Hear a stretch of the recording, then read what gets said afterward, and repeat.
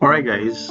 Recently, I've been looking at opportunities around seasonal workers with the UK and then some other countries, and then I stumbled on this amazing opportunity that is also for Canada.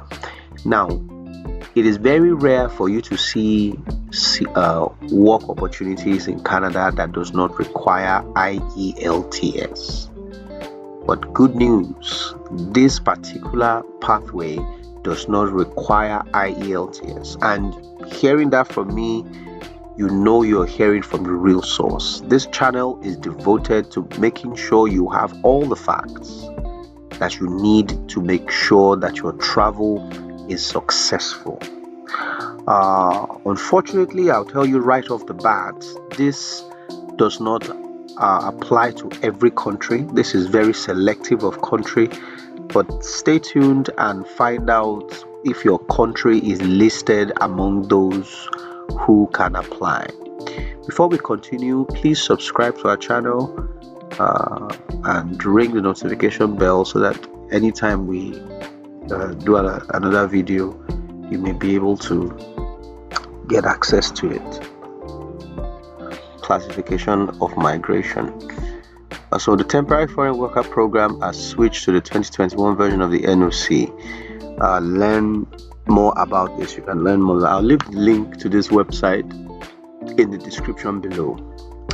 Now, overview. The seasonal agricultural worker program allows employers to hire temporary foreign workers when Canadians and permanent residents are not available. What that means is this: if Canadians are available, they would rather take Canadians. But if Canadians are not available, then they are now allowed to use seasonal workers. Who are seasonal workers? Seasonal workers are those who come into Canada to work for a period of 8 months. That is between January 1 and December 15th. Any 8 months there, provided they are able to offer a minimum of 240 hours of work within a period of 6 weeks. So your employer must be able to convince the government of Canada that he will employ you for 240 hours of work at least. So if your employer is not busy enough to be able to accommodate you for 240 hours of work within a period of 6 weeks, they may deny your employer. Now, to qualify for the seasonal agricultural workers permit, employers must meet 3 of these criteria, and it will interest you that this opportunity is speaking more to the employer than to you. Is this not wonderful? Canada is saying your employer has to meet these criteria. In most of these other routes of travel,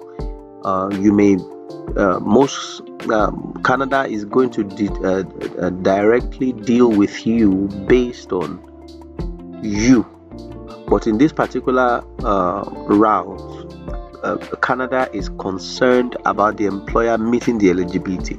So most of the eligibility here is more from the employer than it is for you. So you see that this is just easy for you.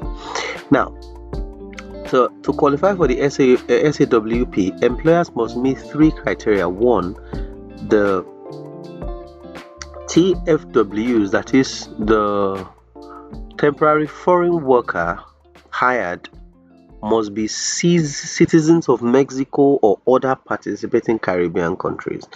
I'll show you the list of countries that are within the Caribbean now, but Mexico and other Caribbean countries. Production must be in specific commodity sectors, so it's not all agricultural sector that can use this opportunity. Then lastly, the activity must be related to on-farm primary agriculture. So therefore, your employer must meet these 3 criteria, or else Canada is not going to make him eligible. Now note, for the 2022 SAWP season, work permit for SAWP will indicate a 9-month work duration instead of the usual 8-month duration to accommodate for quarantine period and all of that. And then employers will submit their LMIA. LMIA document that the employer must submit to ensure that their field of endeavor meets impact assessment. That is, it's an impactful area of work. Regardless, if that is not there, then this thing may not work for your employer. So they must produce LMIAs that reflect their labor needs, which will not include the additional time to account for the quarantine period. So lastly, while the quarantine period is considered work for program administrative purposes, quarantine period will not count towards the work duration for the SAWP,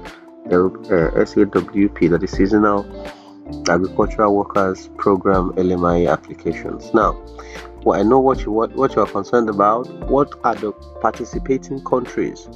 Well, one of the countries, these are the list of the countries that are eligible for SAWP. 1, Mexico. Then number 2, Caribbean countries of Anguilla, Antigua and Barbados, Barbuda, Barbados. These are the list of countries or citizens who can apply for the Seasonal Agricultural Workers Program. 1, Mexico. Then 2, Caribbean countries of Anguilla, Antigua and Barbuda, Barbados, Dominica, Grenada, Jamaica, Montserrat, St. Kitts and Nevis, St. Lucia, St. Vincent and the Grenadines, Trinidad and Tobago. Well, so if you're from any of these 12 countries, you can apply for the Seasonal Agricultural Workers Permit. I don't know exactly why Canada is not opening this to every country in the world, but I'm sure they have their reason. Now, the SAWP operates according to bilateral agreements between Canada and the participating countries. The agreements outline the role of these foreign governments, which is to recruit and select, temporary foreign workers, make sure workers have the necessary documents, maintain a pool of qualified workers, and appoint representatives to assist workers in Canada. So these governments also ensure that the men and women selected to work temporarily in Canada meet all the requirements of the Seasonal Agricultural Workers Program.